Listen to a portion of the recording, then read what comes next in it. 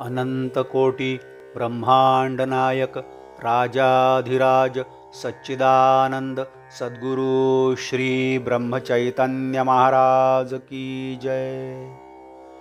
Shriram Samarth. 2 September. नामात राहणे म्हणजेच मरणातीत होणे।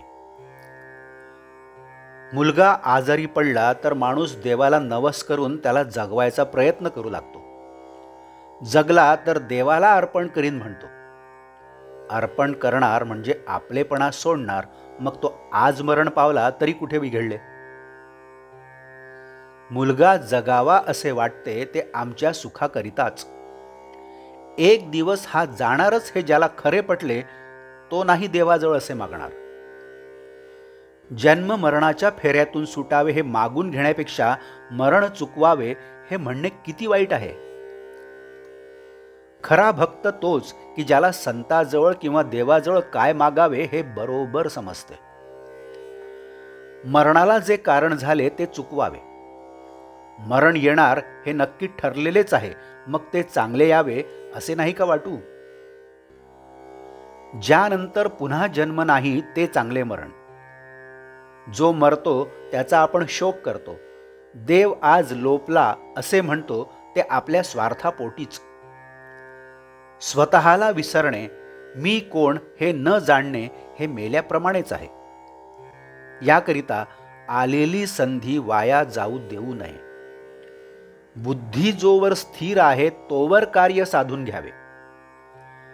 आजची बुद्धी उद्याला टिकत नाही असे आपले चालले आहे। संकल्प विकल्पांनी आपण बेजार होतो, तेव्हा ज्या वासनेत आपला जन्म होतो ती वासनाच भगवंताच्या नामाने मारून टाकावी। नामात राहणे म्हणजेच वासना मारणे, म्हणजेच मरणातीत होणे। भगवंताचे होऊन राहणे हाच मरण टाळण्याचा खरा उपाय आहे। काळाचाही जो काळ त्याला ओळखल्यावर मरणाची भीती कसली। ज्ञानी नाही मरणाची काळजी करीत। नुसते जिवंत राहणे हे काही खरे नव्हे। जगणे हे काहीतरी हेतूसाठी, ध्येयासाठी असावे। जगून भगवंताच्या अनुसंधानात राहावे। भाग्याचा दिवस तोच की ज्या दिवशी नामस्मरणामध्ये देहाचा अंत झाला। वास्तविक आम्ही दररोज जगतो आणि मरतो। एकदा निजला आणि पुन्हा जागा नाही झाला की तेच मरण।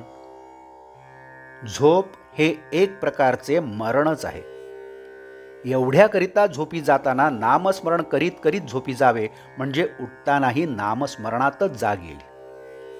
पण झोपेच्या वेळी नाम येण्यासाठी त्याचा अगोदर अभ्यास करणे जरूर आहे। जागृतीत अभ्यास केला नाही तर झोपेच्या वेळी दुसरेच विचार येतील।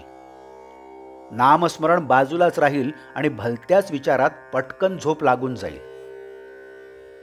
सदोदित नामस्मरण केले नाही तर ते अंतकाळी कसे येईल। अभ्यास अगोदर केला नाही तर परीक्षेच्या वेळी तो कसा येईल। तेव्हा नामस्मरणाच्या अभ्यासाला आजपासूनच सुरुवात करूया। आजचे बोधवाक्य। आपुले मरण पाहिले म्या डोळा, म्हणजे माझ्या देखत वासना संपूर्ण क्षीण झाली हा अनुभव येणे। जानकी जीवन स्मरण जय जय राम। नमस्कार।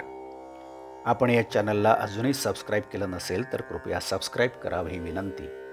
आपण या चॅनलला लाईक करा, शेअर करा, कमेंट्स द्या। बेल आयकन दाबायला मात्र विसरू नका। धन्यवाद।